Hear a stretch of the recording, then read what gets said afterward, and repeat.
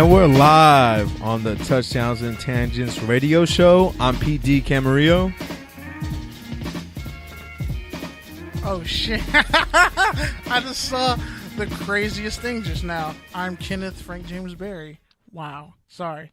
You ever get that alarming text message that just stops your whole day? Yeah. Yeah, so for those of you Disturbing who don't know, this is the Good News radio station. We're the Touchdowns and Tangents show. We are mostly about football, but we're also on the intersections of culture, random internet shit, music, whatever else comes up pretty much. That's the tangent part of the show. Yeah, conversations that are pretty inclusive in terms of even if you don't like sports, you can still listen in and have a take or go on a tangent. Yeah, and so, man, I know last week was a dope show. If you haven't had a chance to hear it, you know, we actually got some call-ins, and so I guess I have an apology to make, KB. Yeah, you have several apologies to make, Peter. And my apologies are to the listeners, and here's why. Now, I know you like call-ins, so if I'm off brand or off beat or whatever, feel free to jump in. Yeah, because you do not like people. So I'm kidding. I guess where I went wrong is I didn't explain the rules of the show. See, here's the thing, man. Me and Kenny have been doing this podcast. This is episode like 65, 66. Damn near, yeah. Almost 70. And that's of this brand, which before we had other brands that we did, other podcasts we did. We're definitely in the 300 territory. This is technically a broadcast because it's live and we're on the Good News radio station, app, website, all that. And we offer it in podcast form on many other platforms. The point is, me and Kenny have been doing this for a long time. There's a lot of prep that goes into it. Throughout the week, we're reading stories, we're talking to people, we're having talks with our people, we're talking smack at each other, we're bouncing ideas off each other, we're planning, we have a 2-hour meeting before where we usually eat some hood food, we write down rundowns, we share tweets. It's a whole week-long process, and if you follow us on social media, TDs_tangents. At Pete Certified, at Ozo Grande. You can really see that process. We have polls, we have memes, we have different stuff that we share throughout the week, just stuff that interests us, stuff that makes us laugh, stuff that pisses us off, stuff that makes us want to move. The point is, we know what the hell we're doing. Even though it seems like we just come in here and just have some casual conversations and go off on tangents and just give hot takes, that's really what this show is about. This show is about go ahead, Kenny. Give them what this podcast is like. This show is like when you have like your normal go-to spot for food, whatever it is. You have a normal go-to spot, but then you find something better, just unexpected, and then you're like, do I really want to like uplift my whole life for this? Like totally make this my new thing? And you're like, yeah. And you do it. So for all y'all who like cheat on your significant others and ruin your families, this podcast, you're probably listening to this podcast while you're doing it, but don't credit us because, you know, we're all for like healthy families and shit. The point is, when we ask you to call in, we're not asking you to call in because we need content. Me and Kenny could sit here and talk for literally a whole 24-hour show. Literally. So when we ask for call-ins, we're asking you to engage. We want to hear what you think. We want you to call us out if we're off base. We want you to ask a question if you don't understand something. And there's multiple ways you can do it. You can do it on the chat if you're in the Good News Radio app. You can do it on speaker if you're there.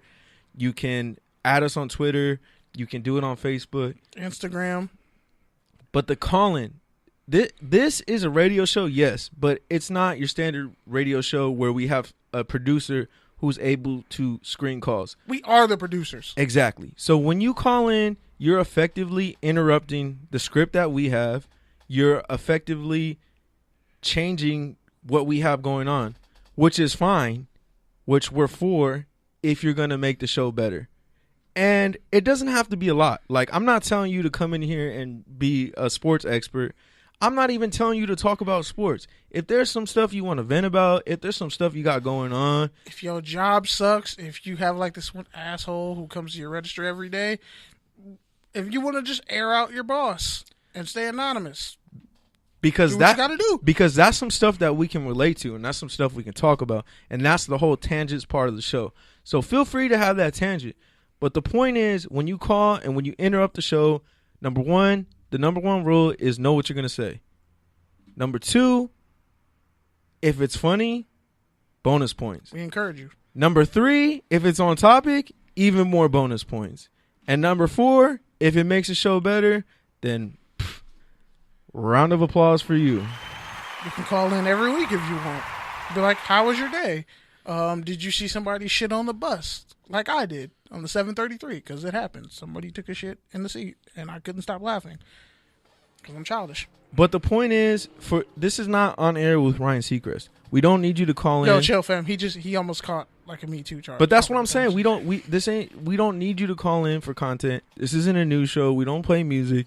This is a football, culture, talk show, entertainment. And if you need someone to be fired up and yell at each other, realistically, this is not the podcast for you.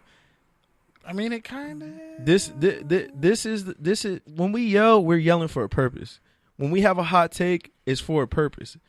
It's not just to yell at each other just to be heard. This show is it's a lot. This show started off as being a creative outlet for us to say what we want to say.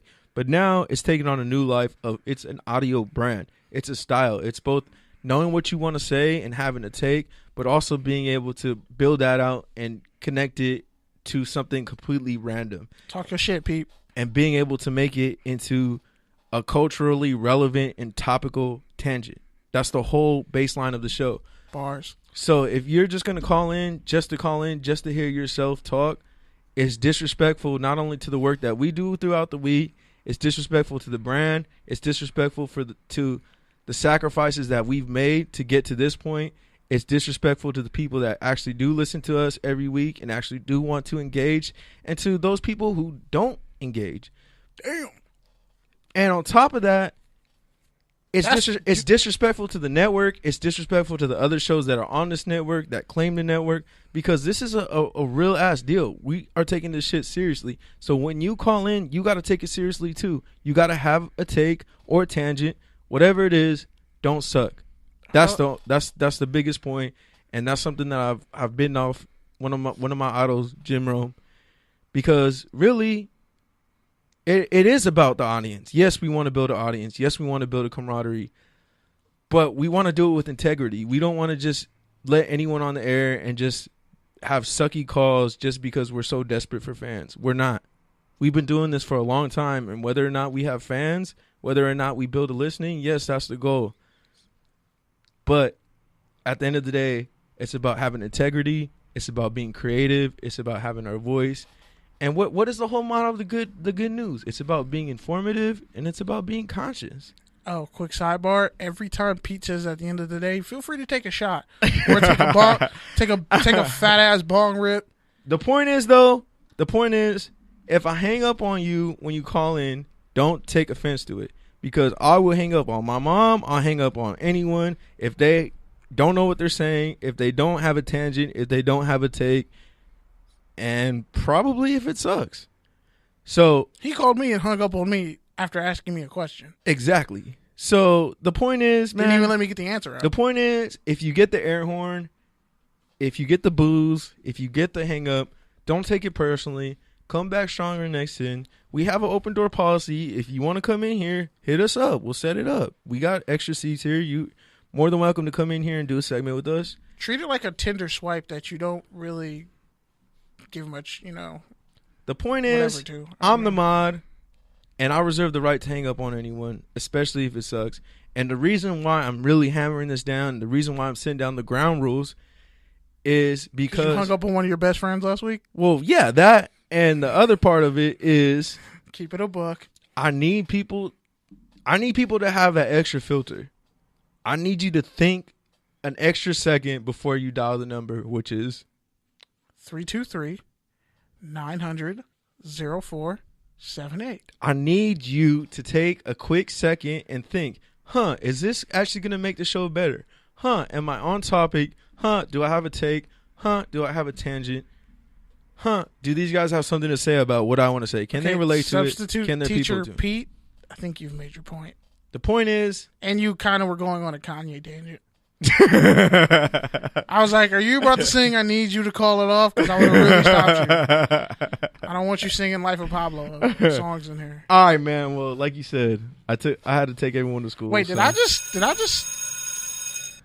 tell Pete to get off a tangent? Yeah, man. Shit's flipping around. All right, Kenny. Too much power, man. So Touchdowns with Tangents Radio. Let's jump into the football content.